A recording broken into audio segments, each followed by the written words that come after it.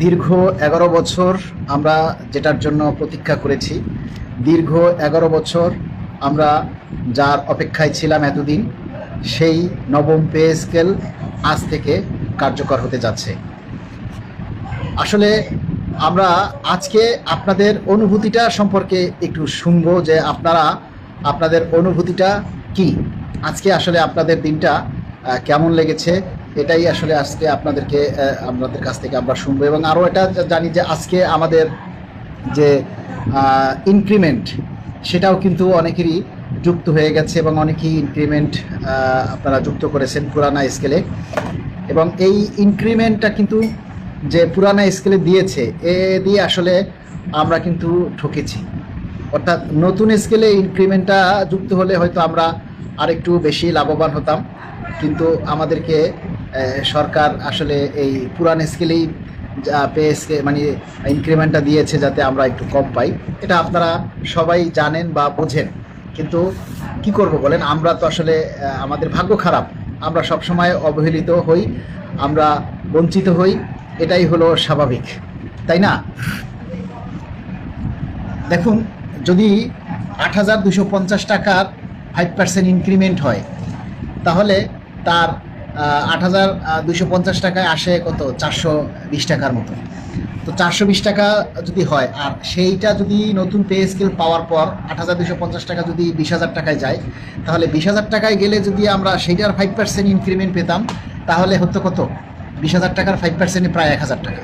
তাহলে ৪২০ টাকা এখানে পুরান স্কেলে দেওয়ার কারণে, আর যদি নতুন স্কেলে হতো তাহলে প্রায় ১,০০০ টাকা, অর্থাৎ ৬০০ টাকার মতো আমরা আসলে কম পেলাম। তাই আমরা আসলে কি বলবো, আপনারা যারা যারা আজকে ইনক্রিমেন্ট লাগিয়েছেন বা যুক্ত করেছেন বা এখনও করেননি, এই ইনক্রিমেন্ট নিয়ে দেখলাম অনেকেই বকাঝকা করছে।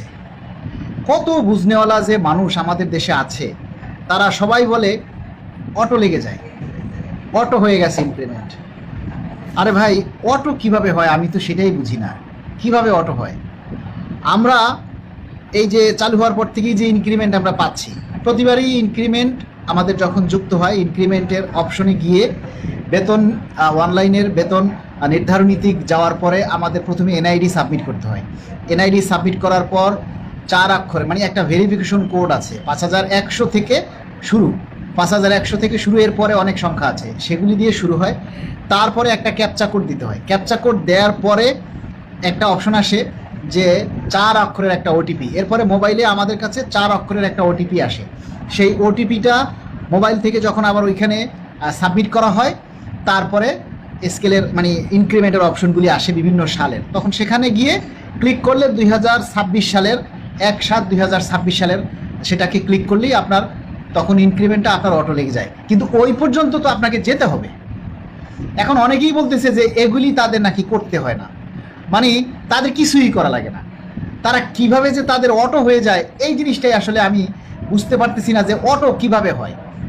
অটো হয় যখন আপনি ওই 1/7/2026 ক্লিক করবেন, তখন আপনাকে হাতে লিখতে হচ্ছে না, অটো ইনক্রিমেন্টটা যুক্ত হয়ে যায়, ওইটাই হলো অটো। কিন্তু ওই পর্যন্ত যেতে তো আপনাকে অনেকগুলো সিস্টেম পার করতে হয়, তাই না? আপনাকে এনআইডি দিতে হয়, তারপরে আপনার যে ওটিপি আসবে, ওটিপি দিতে হবে, ক্যাপচা দিতে হবে, এই সিস্টেমগুলি তো আপনাকে পার করতে হচ্ছে। তারপরে এখন অনেকেই বলতেছে তাদের অটো হয়ে যায়, জানি না কিভাবে অটো হয়, যদি যাদের অটো হয় তাহলে তো ভালোই, সেটা তো আসলে কিছু বলার নেই। কিন্তু আজকে 1 জুলাই আমাদের যে পে স্কেল কার্যকরের দিন, আগামী সপ্তাহে হয়তো সচিব কমিটির চূড়ান্ত সভা অনুষ্ঠিত হবে। সেই চূড়ান্ত সভায় নির্ধারণ হবে আসলে এ সর্বনিম্ন স্কেল কত, সর্বোচ্চ স্কেল কত, কোনটা সিলেক্ট হলো। সেই আগামী সপ্তাহে সচিব কমিটির চূড়ান্ত সভার মধ্যে দিয়েই সব কিছু চূড়ান্ত আকারে ওনারা চূড়ান্ত রিপোর্ট হয়তো আনুষ্ঠানিকভাবে সরকারের কাছে জমা দিবে এবং মাননীয় প্রধানমন্ত্রীর কাছে যাবে। এই মাননীয় প্রধানমন্ত্রী সেটাকে অনুমোদন দেওয়ার পর ওইটার উপরেই আবার ভেটিং হবে, আইনি প্রক্রিয়া হবে, আরও কিছু পর্যবেক্ষণ আছে, কিছু ফর্মালিটিস আছে, সেগুলি সম্পন্ন করতে করতে হয়তো জুলাই মাস লাগতেও পারে, অথবা জুলাই মাসের শেষের দিকেই আপনার হয়তো প্রজ্ঞাপন হয়ে যাবে। তবে জুলাই মাসের শেষের দিকেও যদি প্রজ্ঞাপন হয় বা আগস্টে গিয়েও যদি প্রজ্ঞাপন হয়, যদি আগস্টে প্রজ্ঞাপন হয় তাহলে আমরা 1 মাসের এরিয়া পাবেন, আমরা 1 মাসের তাহলে এরিয়া পাবো জুলাই মাসের। এক্ষেত্রে চিন্তিত হওয়ার কোনো কারণ নেই। তবে আমরা সরকারের কাছে দাবি জানাবো যে যত দ্রুত সম্ভব যাতে আমাদেরকে এই 1 জুলাইয়ের মধ্যেই, যাতে অন্তত 20 জুলাইয়ের মধ্যেও যদি আমাদের প্রজ্ঞাপন জারি করা হয়, তাহলে কিন্তু আমরা এই আগামী বেতনটা মানে আগস্টের বেতন যেটা, সেটা আমরা নতুন স্কেলেই পাবো। আমার এক ভাই লিখেছেন, মোহাম্মদ মাহমুদ ভাই একজন লিখেছেন, 20 জুলাইয়ের আগে বেতন বিল সাবমিট করা হয়, 20 জুলাইয়ের আগে সাবমিট করা হয় এবং তার আগেই প্রজ্ঞাপন করা হবে। তাহলে তো আলহামদুলিল্লাহ।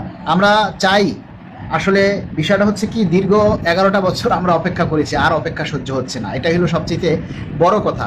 আমরা আর টোটালি আসলে অপেক্ষা আর সহ্য হচ্ছে না, একেবারেই আর অপেক্ষা সহ্য হচ্ছে না। কিন্তু বিষয়টা হচ্ছে ভাই, আগামী সপ্তাহের যে কোনো দিন, আজকে বুধবার, আগামীকাল বৃহস্পতিবার, আগামী সপ্তাহের যে কোনো দিন সচিব পর্যায়ের চূড়ান্ত মিটিং অনুষ্ঠিত হবে।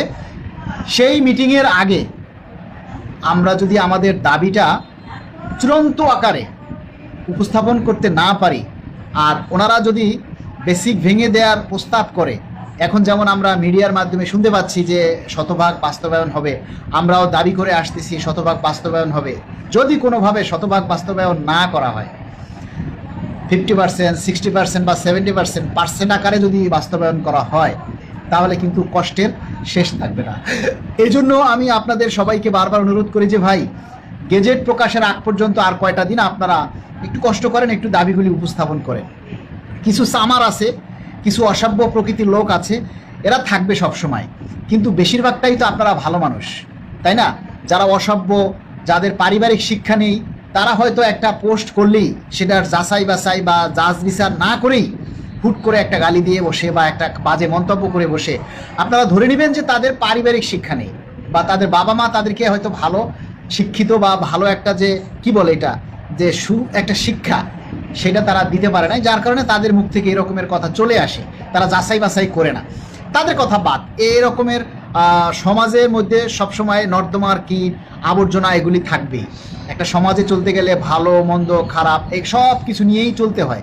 সোরটা ভালো মন্দ হুজুর সবাই থাকে, সবাইকে নিয়ে একটা সমাজ গঠিত হয়। তাই আপনারা বেশিরভাগই তো ভালো মানুষ, আপনারা বেশিরভাগই ভালো মানুষ, এবং আপনারা যারা বেশিরভাগ ভালো মানুষ, তারা অন্তত আপনাদের দাবিটা এই গেজেট প্রকাশের আগ পর্যন্ত দাবিটা আপনারা জোরালো করবেন। আমরা 100% মূল বেতন একবারে বাস্তবায়ন চাই। আগামীকাল সন্ধ্যা 7টায় দ্য ডেইলি ক্যাম্পাসে আমার একটা লাইভ টেলিকাস্ট আছে, লাইভ টক শো আছে আগামীকাল সন্ধ্যা 7টায়। সবাই খেয়াল রাখবেন, আগামীকাল সন্ধ্যা 7টায় দ্য ডেইলি ক্যাম্পাসে আমার একটা লাইভ টক শো আছে, আমি সেখানে সরাসরি থাকবো এবং প্রোগ্রামটা সরাসরি লাইভে দেখানো হবে। আপনারা যারা পারেন লাইভটা দেখবেন এবং সবাই সেটা প্রচার করার চেষ্টা করবেন। আমাদের দাবির কথাগুলি সেখানে আমরা তুলে ধরার চেষ্টা করব এবং আপনারা সেটা যথেষ্ট পরিমাণে আপনারা প্রচার করবেন যাতে সরকারের নজরে আসে। ভাই, একটা কথা কি, সারা বাংলাদেশে দেখেন আমরা ছাড়া কিন্তু কথা বলার কেউ নেই, এটা তো একটা বাস্তব কথা, তাই না? আমরা ছাড়া এই দাবিগুলি তুলে ধরার মতো কেউ নেই। অনেকেই আছে আমাদেরকে নিয়ে সমালোচনা করে, অনেকেই আছে আমাদের কথা শুনলে তাদের গা জ্বালাপোড়া করে, এদের সংখ্যা অনেক, কিন্তু এরা কখনো একটা এই যে মানে দাবি বাস্তবায়নের জন্য একটা কথা বলবে, সেটা আমরা কখনোই দেখিনি। অলওয়েজ একটা লোক দেখবেন, এদেরকে বলে কি ভণ্ড নেতা। এই সমস্ত ভণ্ড নেতাদের কাজই হচ্ছে ভণ্ডামি করা। দেখবেন অনর্গল নন স্টপ তার পোস্টই শুধু আমাদের নিয়ে জ্বালা পড়া, আমরা কি করি না করি সেটার ব্যাখ্যা দেয়া, আমরা কি করি না করি সেটার সমালোচনা করা, এইগুলি নিয়েই তাদের কথাবার্তা, কিন্তু তারা দাবিটা তুলে ধরে না। এই যেমন আমি এখন লাইভে আসছি, লাইভে এসে আপনাদের দাবির কথাগুলি তুলে ধরছি।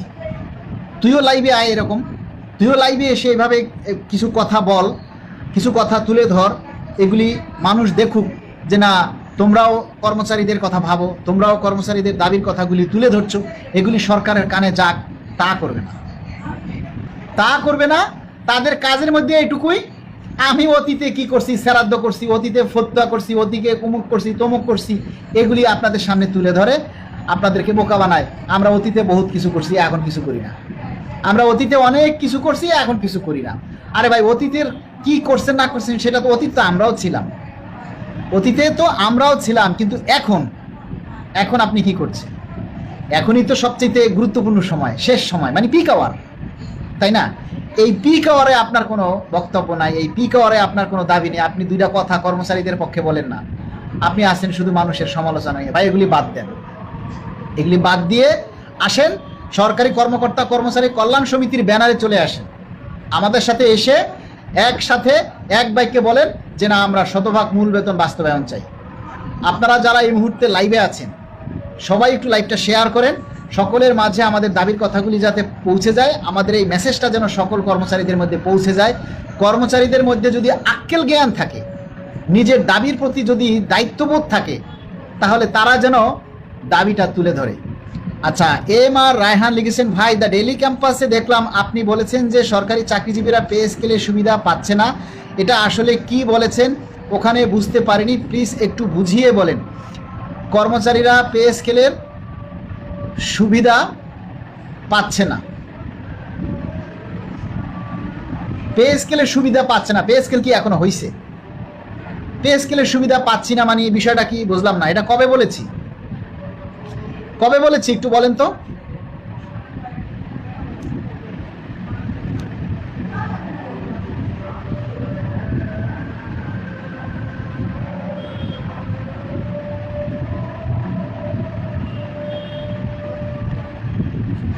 কখন কোথায় কি বলি সেটা তো আসলে এক্স্যাক্টলি বলা যায় না, মনে থাকে না, তাই না? আর দীর্ঘ দীর্ঘ নিঃশ্বাস ও প্রতীক্ষার ফলটা কবে পাবো এই অপেক্ষায়। আর বেশি দিন অপেক্ষা করতে হবে না ভাই, আমরা যতটুকু আশা করি যে হয়তো এই জুলাই মাসের শেষের দিকেই প্রজ্ঞাপন হয়ে যাবে। কিন্তু আপনারা কতটা সচেতন সেটা বলেন, আপনারা কতটা সচেতন এই শেষ সময়ে এসে?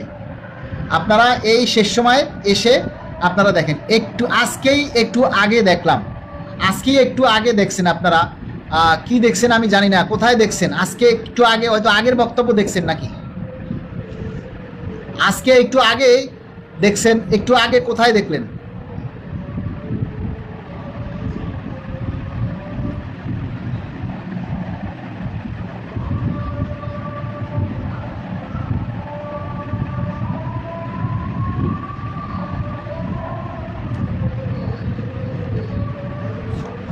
ও আচ্ছা আচ্ছা, একটা ডেলি ক্যাম্পাস একটা নিউজ করেছে, লিখেছে গেজেটের আগেই ইনক্রিমেন্ট, নতুন পে স্কেলের সুবিধা পাচ্ছে না সরকারি চাকরিজীবীরা। মানে হচ্ছে আমরা ইনক্রিমেন্ট পাচ্ছি পুরান স্কেলে, নতুন স্কেলে তো আর ইনক্রিমেন্ট পাই নাই, ওইটার কথা বলেছে।